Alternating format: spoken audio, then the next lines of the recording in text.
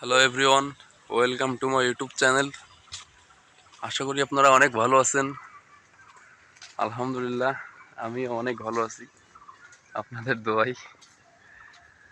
So আপনাদের জন্য যে ভালোবাসার বর্ষণ গল্পটি রানিং চলতেছিল, ওই গল্পের আরও একটি পার্ট নিয়ে আসলাম। সো গল্পটি সবাই মনোযোগ দিয়ে শুনুন, ভালো লাগবে। আর আপনাদের জন্য আরও ভালো কিছু করব ইনশাআল্লাহ। সবাই একটু পাশে থাকবেন, সাপোর্ট করবেন। চলুন তাহলে এই গল্পটি শুরু করা যাক। ভীষণ যন্ত্রণা হয় হাতে, তবুও অন্য হাতে নিজের মুখ চেপে ধরে তরু। তুরফা তাড়াতাড়ি তরুর হাত জাগিয়ে হাতের কঞ্জির দিকে তাকাই। খানিকটা জায়গা নীল হয়ে রয়েছে। ফর্সা হাতে নীলচে রংটা কেমন স্পষ্ট যেন দেখা যাচ্ছে। হাত যে কেউ চেপে ধরছিল তাই স্পষ্ট বোঝা যাচ্ছে। উত্তেজিত হয়ে যায় তুরফা, কণ্ঠে উত্তেজনা রেখেই প্রশ্ন করে। ভাইয়া করেছে এটা? জবাব দেয় না তরু, তবে তুরফা এতটাও অবুঝ নিশ্চয় নয়। রেগে যায় তুরফা, বলে, ও তোমাকে আঘাত করার সাহস কোথায় পেল? এটা বাবা জানলে কি হবে বলো তো? থাক না আপু, কাউকে বলার দরকার নেই, এমনি ঠিক হয়ে যাবে এটা। ভালোই বড় হয়ে গেছিস। ব্যথা পেয়ে এখন আর ভ্যা ভ্যা করে কাঁদিস না। মায়ের থেকে আঘাত লুকাতে শিখেছিস।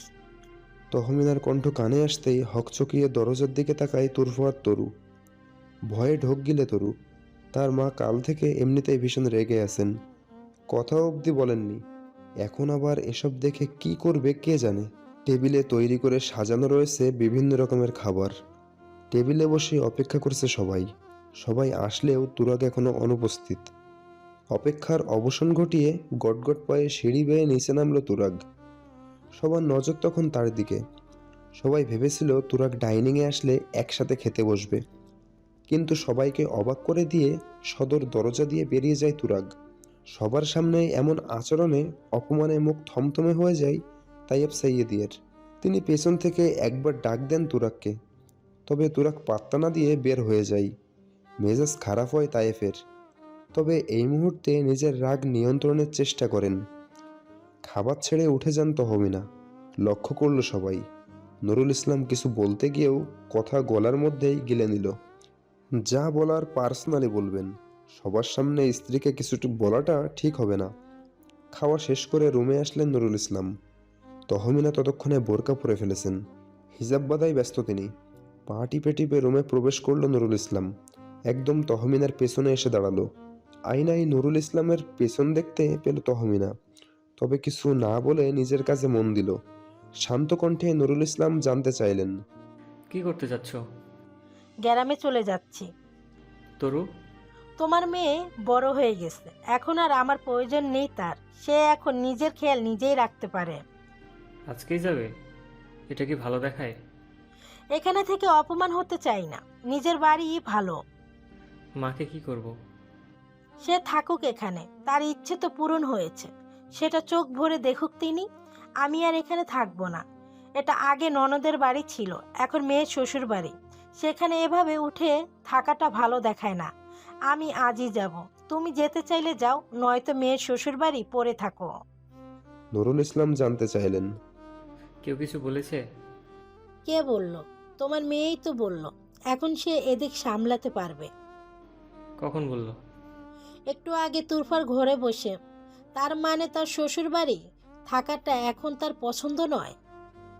কথাগুলো বলতে বলতে চোখের কোণে জল জমল তহমিনার। নুরুল ইসলাম আর কথা বাড়ালেন না। বলে বলে অনেকদিন আটকেছেন তহমিনাকে, আজ আর বাধা দিলেন না। তহমিনা কষ্ট পেয়েছেন ভীষণ। নুরুল ইসলামেরও খারাপ লাগলো, তবে তিনি তরুর উপর রেগে নেই। বিয়েটা তো তারাই দিয়েছেন। তিনিও শার্ট প্যান্ট পরে নিলেন, তৈরি হলেন যাওয়ার জন্য। ক্ষণিক সময় বাদে বেরিয়ে এলেন বাসা থেকে। তায়েফ তুরাগ অনেকটা রিকোয়েস্ট করেছেন, তবে তহমিনা এখন আর থাকবে না। নুরুল ইসলাম জানালেন আবার আসবেন। আসার সময় তরু সেখানে মাথা নিচু করে দাঁড়িয়েছিল। তহমিনা ভেবেছিল মেয়ে এসে জড়িয়ে ধরে বলবে, আম্মু আমার ভুল হয়েছে। তবে তার আশা আর পূর্ণ হলো না। বিজাতিত হৃদয় নিয়ে বেরিয়ে এলো বাসা থেকে। এই মুহূর্তে গলা ফাটিয়ে কাঁদতে মন চাচ্ছে তরুর। ঠোঁট চেপে কান্না আটকাচ্ছে। মন চাচ্ছে ছুটে গিয়ে মায়ের পায়ে পড়ে কাঁদতে। তবে এই মুহূর্তে নিজেকে শক্ত করতে চাচ্ছে। তহমিনা এখানে থেকে তুরাগের কর্মকাণ্ড সহ্য করতে পারবে না। দেখুন তুরাগ সাহেব, আপনার জন্য একটা ব্যাড নিউজ আছে। ডক্টরের মুখে এমন কথা শুনে অস্থির হয়ে গেল তুরাগ। উত্তেজিত কণ্ঠে জানতে চাইল, কি নিউজ ডক্টর? রোগী কাল রেসপন্স করেছিল। কখন? জানাননি কেন? আপনি কি কাল সকালে তার সাথে কোনো কথা বলেছিলেন? মনে করার চেষ্টা করে তুরাগ। কয়েক সেকেন্ড অতিক্রম হতেই মনে পড়ল কাল মিথিলার হাত ধরেই কানের কাছে দুঃখ প্রকাশ করেছিল। এ কথাটা চেপে গেলেন তুরাগ। বললেন, হ্যাঁ, কথা তো বলেছিলাম। আপনি চলে যাওয়ার পরে রেসপন্স করেছিল পেশেন্ট। তার হাতের আঙুল নড়তে দেখা গেছে। তার মানে আপনার কথাগুলো তার মস্তিষ্কে বেশ চাপ প্রয়োগ করতে পেরেছে। হোয়াট? শান্ত হন তুরাগ সাহেব। কিভাবে সম্ভব? ও তো ঘুমায়। জি, আপনার কথা সঠিক, তবে আপনি হয়তো এই বিষয়ে অবগত নন যে কোমায় থাকার বিষয়টাও দুই রকম হয়ে থাকে। প্রথমত ব্রেন ডেথ এবং দ্বিতীয়ত ভেজিটেটিভ স্টেট। ব্রেন ডেথ অর্থ মস্তিষ্কের স্থায়ী ক্ষতি। এক্ষেত্রে মস্তিষ্কের সব কার্যক্রম বন্ধ হয়ে যায়।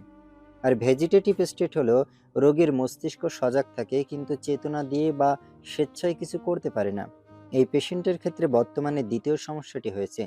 রোগীর কোমায় থাকার যথাযথ কারণ জানা থাকলে এবং দ্রুত চিকিৎসা করা গেলে পেশেন্টের সুস্থ হয়ে স্বাভাবিক জীবনে ফিরে আসার সম্ভাবনা থাকে। আর যদি তা না হয় তবে দুই রকম ঘটনা ঘটতে পারে। এক অবস্থায় আরও অবনতি ঘটে মৃত্যু ঘটতে পারে। দ্বিতীয়ত ভেজিটেটিভ স্টেটে চলে যেতে পারেন। এর মানে তার শ্বাস প্রশ্বাস হৃদস্পন্দন রক্তচাপ সবই ঠিক থাকে, তবে সে কোনো দিন আর চেতনা বা জ্ঞান ফিরে পায় না। এই অবস্থায় রোগী দীর্ঘদিন থেকে যেতে পারে অথবা মারাও যেতে পারে। আমি অত্যন্ত দুঃখের সাথে জানাচ্ছি আমাদের এই কোমায় থাকাটা ভেজিটেটিভ স্টেটে চলে গিয়েছেন।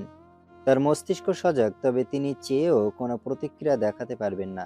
আর এই পেশেন্ট কোনোদিন চেতনা ফিরে পাবেন না। ডক্টরের কথা আর শোনার ধৈর্য হলো না তুরাগের। তার হৃৎপিণ্ডটা জ্বলে যাচ্ছে মনে হচ্ছে।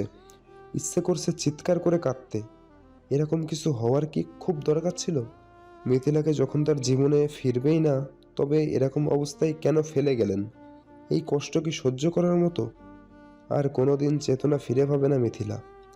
কথাগুলো কানে বাজছে বারবার। হঠাৎ রাগ মাথাচাড়া দিয়ে ওঠে। উঠে দাঁড়িয়ে ডক্টরের কলার চেপে ধরে চিল্লিয়ে বলে, আমাকে এখন কেন জানাচ্ছেন? আগে কেন জানালেন না? ডক্টর নিজেকে ছাড়ানোর চেষ্টা করছেন। ওয়ার্ড বয় এগিয়ে এলো তুরাগকে ধরতে। সেই মুহূর্তে ধপ করে কিছু পড়ে যাওয়ার শব্দ হলো। ডক্টরের কলার ছেড়ে দিল তুরফা। পেছনে তাকিয়ে দেখলো শাহানা বেগম নিচে বসে পড়েছেন। তার দু হাত এখনো তুরফা তরুর দখলে। তারা দুজনও নির্বাক হয়ে দাঁড়িয়ে আছে। শাহানা বেগমকে তোলার চেষ্টা করছেন না। শাহানা বেগম হাউমাউ করে কেঁদে দিলেন। তার কান্নার শব্দ কানে আসতেই হুঁশ হলো তুরফা তরুর। তারা দুজনও শাহানার পাশে বসে পড়লেন। সান্ত্বনা দেওয়ার ভাষা তাদের জানা নেই। এতদিনও ক্ষীণ আশা ছিল তা যেন মুহূর্তেই ভেঙে গুড়িয়ে গেল। সামনে এগিয়ে এলো তুরাগ। তরুর মাথা নত তখনও। তুরাগ তুরফাকে উদ্দেশ্য করে বলল, তোরা কেন এসেছিলি? ভাইয়া, তুমি ভুলে গেলে একদিন পর থেরাপি দেওয়া লাগে খালাম্মাকে। আজও ডেট ছিল, তাই এসেছিলাম। খালাম্মা মিথির অবস্থা জানতে এই ডক্টরের কাছে আসতে যাচ্ছিল, তাই এসেছি। আমরা জানতাম না তুমি এখানে। কথাগুলো বলেই মাথা নিচু করে নিল তুরফা। তুরফান নিজেরও কান্না পাচ্ছে। এ কিরকম পরিস্থিতি সৃষ্টি হলো? অবাক হয় তুরফা।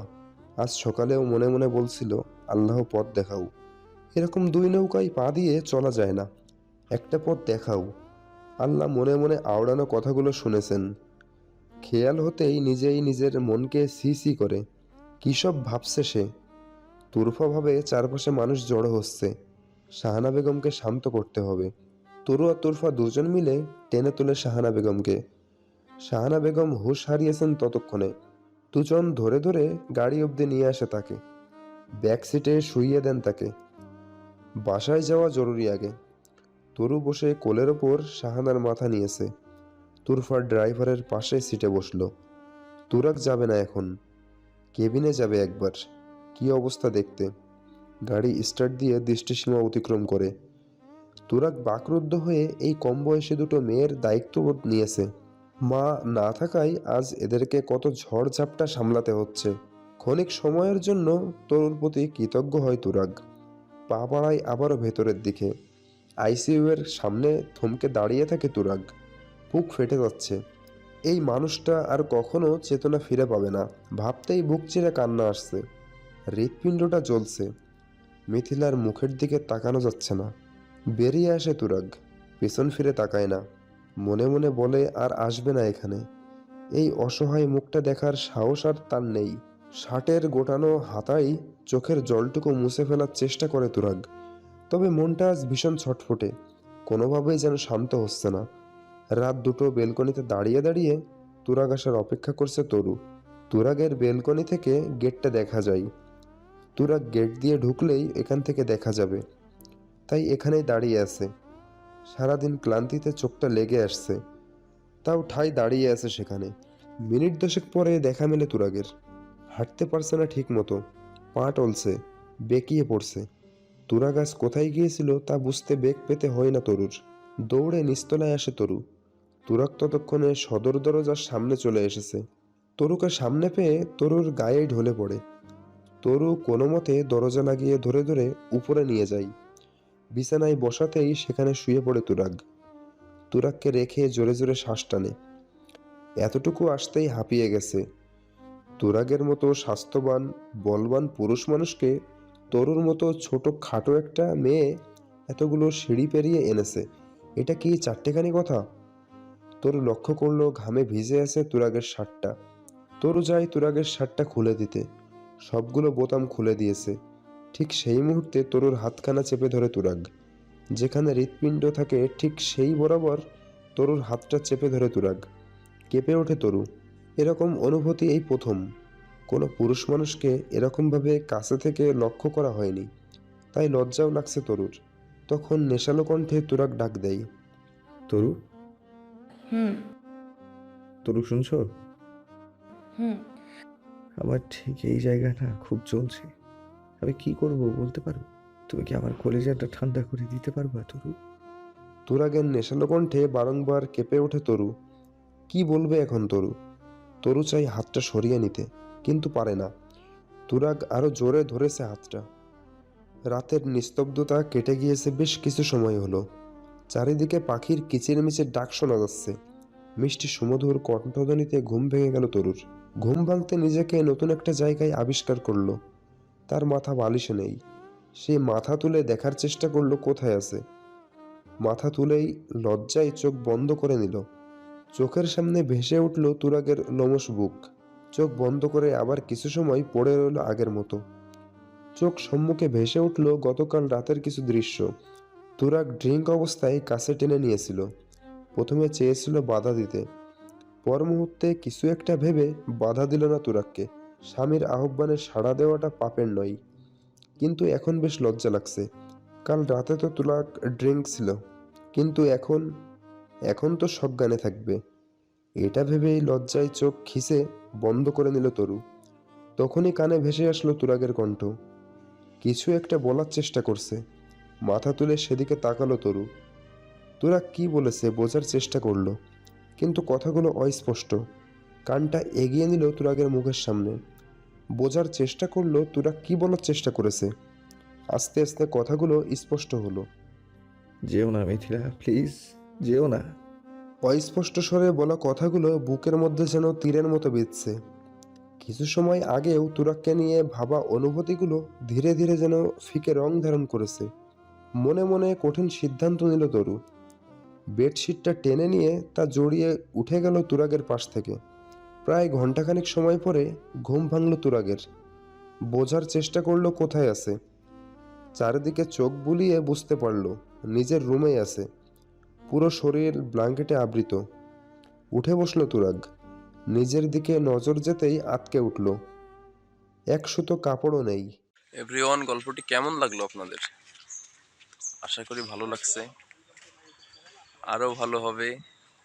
তো সবাই পাশে থাকবেন, সাপোর্ট করবেন, লাইক কমেন্ট শেয়ার করবেন।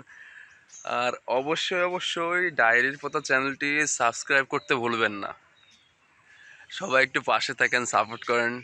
আর আপনাদেরকে অনেক অনেক ভালো কিছু উপহার দিব ইনশাল্লাহ।